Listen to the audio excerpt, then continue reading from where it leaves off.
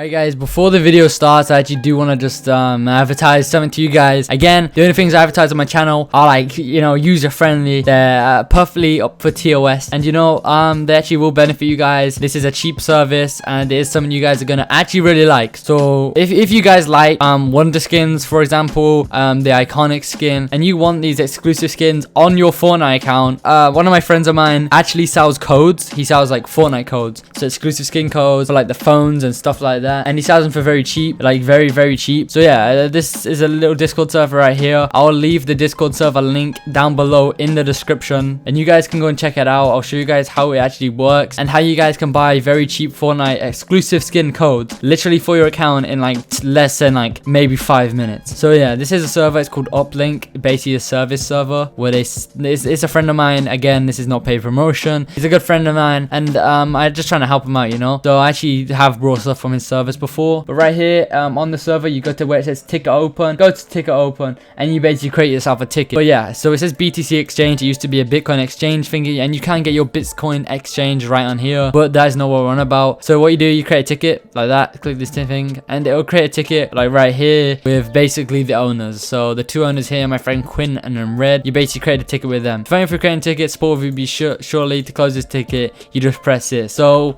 what you're gonna do is put I don't know, like yo, greet them, and then tell them what you want. So for example, I want a wonder skin, please. Just put that or something. How much? Say something like that. It'll be like $10, $15, and basically you gotta wait. You gotta tell them what you want. So iconic, wonder, honor guard, whatever exclusive skin you want. You can ask them what stock they have, and then they'll reply to you. One of the staff will reply. They are both offline right now. They do have different time zones to me. They are probably asleep right now, but yeah, they do run on American time zones. They are quite active, and they'll get back to you with the price, and then they'll send over the PayPal. You send them the money. They'll send you the wonder skin code. They'll obviously vouch. They'll get vouchers, prove they will have the codes, and it's perfectly legit. I can vouch right now. They'll then send you the code, and voila, you've got yourself a wonder skin or whatever code you want. And then obviously you apply it to your account. I'll show you guys how you can apply it to your account. I'll leave this link down below as well. They'll also send you the link once they send you the code, so that's all fine. But yeah, this is how you redeem your products. It's on this redeem. You obviously sign in with your Epic Games. This is the Epic Games website, as you can see right here. Yeah, it is the Epic Games website, and yeah, you just redeem your code. So just say they send you the code. So that is a code, for example. It's really not a code. Just say that is a code, for example. You put the code in, and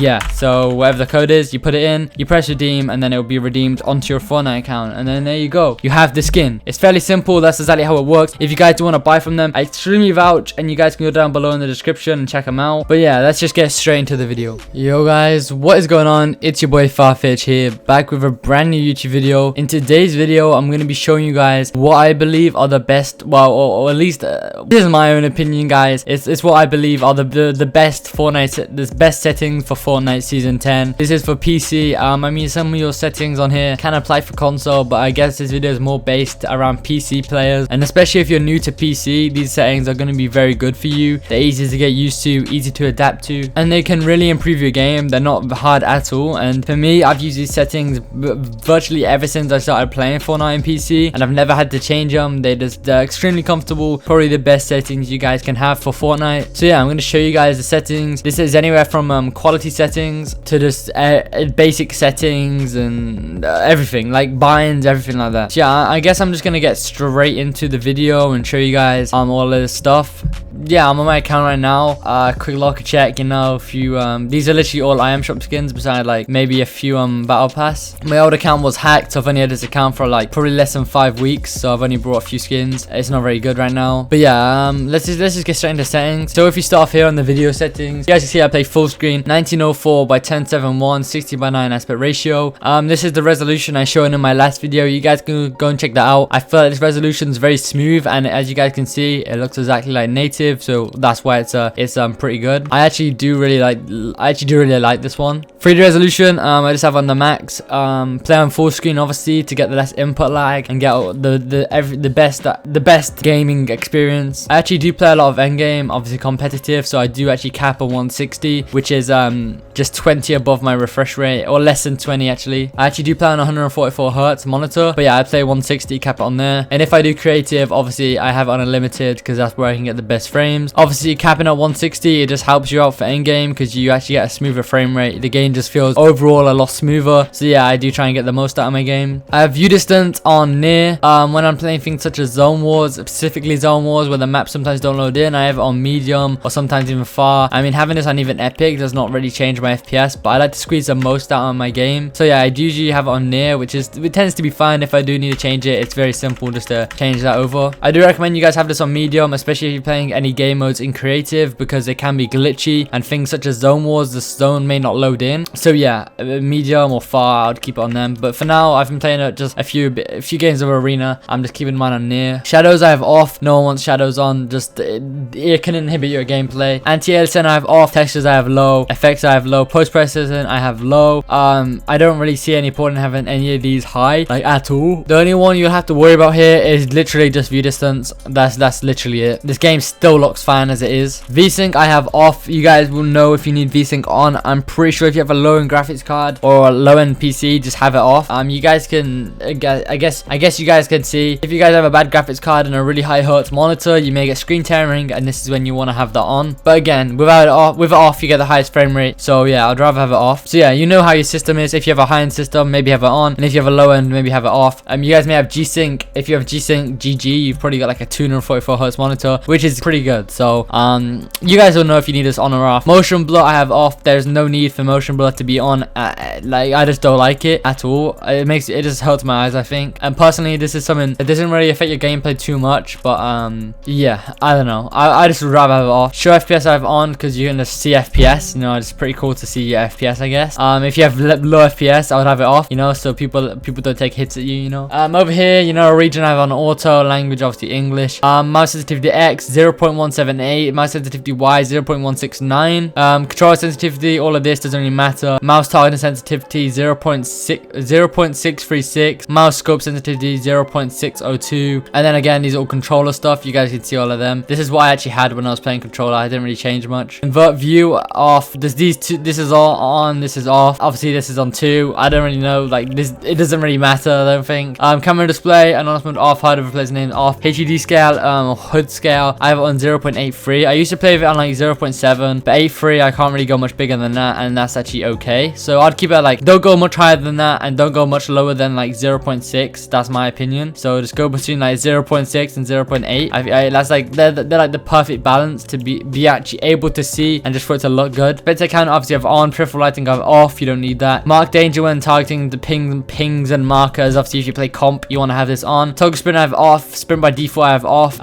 This is something you can experiment with. I feel like it's nice just to hold. I'm always holding my like sprint key anyway. I'm so used to it. Like for playing like Minecraft, you're obviously holding your sprint key. Playing any other PC game, you're holding your sprint key. I have my sprint key on caps, so I just press W and cap locks. Like my fingers naturally sit in that position, so it's good. Tap to interact I have it on, so you can actually, that means you can revive and drop loot at the same time. If you have your pickaxe out, you'll understand that if you have it on. Sprint cancels reloading off. Toggle targeting off. Reset building choice, you have to have that on for when you're building. You just have to have it on. Aim assist on, even though I don't play controller, I just have it on. Edit mode aim assist I have off. Turbo building I have on. Turbo deleting creative mode I'm on. Obviously I don't really use creative, but it's a good thing to have on. Auto open doors I have off because I don't want to accidentally open a door if they edit a door and it can get you killed. Sometimes you just don't want it on. Just trust me, I wouldn't have it on. It can cause issues sometimes. Auto pick up weapons I have off because I feel like just spamming your pickup weapon like bind, which is mine's E. I feel like it's just so much better. Also consumables to the right I have on. It's just nice to have that on, I think, because I have my bind set for my weapon slots. I think that's just nice to have on. Vibration I have off. NVIDIA highlights I have on. You guys can turn it off for the best frames. I only have it on because I do use NVIDIA highlights myself, because it's better than using like OBS and recording in the background. All of these are off. I guess these are good to have for VOD reviews, but again I have NVIDIA highlights on, which I use for VOD reviews, and it actually saves more. It's actually better for your frames. Having all these on is actually not very good. Tutorial contextual tips I have that on. I don't really know what that is. I'm guessing it doesn't really matter, to be honest. Brightness I have on 0 point to 90. Music volume I have off. I don't like having the music on. Voice chat I have on full because just in case I'm not using Discord. Cinematics volume I have on 0.11. I don't really care about cinematic. Subtitles I have off. Sound effects I have 0.74. That's like the perfect balance, at least for my headphones. I have changed a few things, so you guys will have to experiment with that. Quality for the voice chat I have on high, so my voice sounds as good as possible and I can also hear them as clear as possible. That's a really important thing thing to have on high. It can affect your FPS by like maybe 2 frames, literally like 2. So you could play with that on low if you're playing comp and you are in a Discord call. But yeah, I usually keep it on high for the most part. Voice chat obviously on. I turn that off if I'm in a Discord call. Push talk I have off because I don't have like a foot pedal. All these are on default inputs. I have a Blue Yeti microphone. Allow background audio. I just have it off. I guess if you have this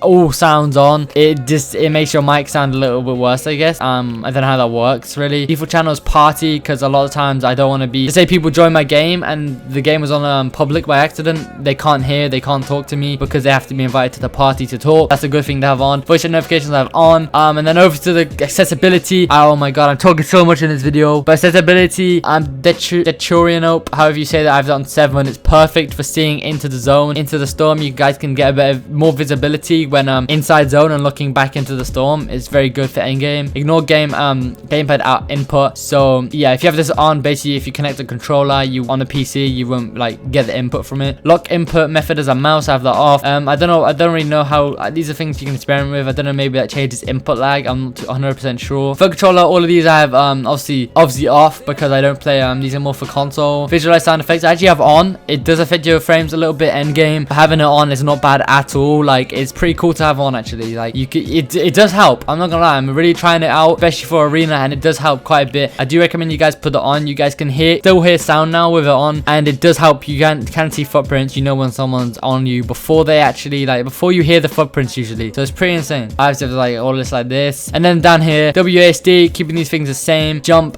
sprint, and cap locks. You guys can see all here. Mouse wheel up so I can do B hop. These are all fairly simple. Crouch I have left shift because I moved around my basically I'm pretty sure I didn't. I don't know. I'm pretty sure I moved around my crouch and sprint button, but I do prefer my hands naturally sit. I have small hands, so they sit like W is closer to cap locks, so it feels more comfortable for me to hold W and cap locks to obviously sprint, and then crouch is left shift, which is right in the cap locks. Feels really comfortable for me. Something I got used to over the time. I do just really like that. That's really good for if you have small hands specifically. Auto run I have as equals, so when I'm gliding down, I usually just use it for that. Fire, I kept these two the same. Reload, I kept on R. Use, I kept on E. I do like it like that. Harvesting tool, I do have it on Q. This is just to look cool. I don't actually use that. That is next to 1 if you have a full-size keyboard. But if you have like I don't know, maybe like a TKL or 60%, you guys will actually not see this part, so you don't really need that. But I do use Q. Q's right next to W. It's very easy to go to 1 to Q and then W to Q, and then press any number slot and go back to Q, which is your harvesting tool. It's very nice to use. Weapon slot 1 is 1. Weapon slot 2 is 2. Weapon slot 3 is 3, and weapon slot 4 is 4. I do keep them the same. Weapon slot 5, I do actually have it on 5 right here. I don't know, I do have it like that. I just don't ask me why. I do feel like my hands, they do reach over there. Like, I'm actually have my edit bind as G, so I'm used to,